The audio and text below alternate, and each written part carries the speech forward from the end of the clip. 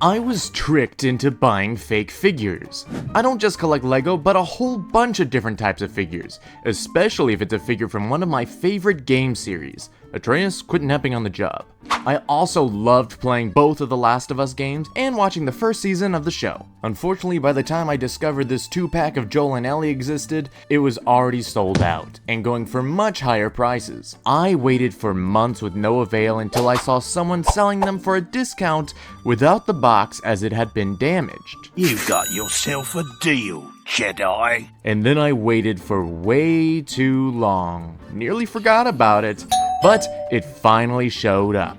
It came! And at first glance, everything looked amazing.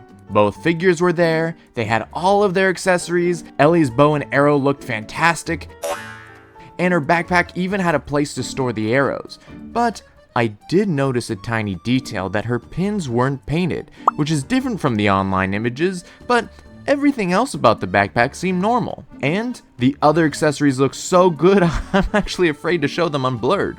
Joel's figure had an insane amount of detail, posability, and great weathering on his jacket, and Ellie is the same way with nice shoes, pants, and shirt all detailed and weathered, even though her tattoo seems a little too saturated. Still, everything's a 10 out of 10, except their faces.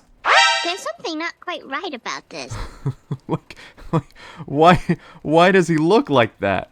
These definitely aren't the printed eyes we see on the actual figures, making me believe that they're definitely knockoffs. But since all of the molds and accessories match perfectly, my guess is there were early batches that didn't pass quality control, and instead of being disposed of, they were sold as knockoffs. That being said, they are still pretty good. Should I try my hand to paint better faces on them, or should I just give them to the bin? Let me know.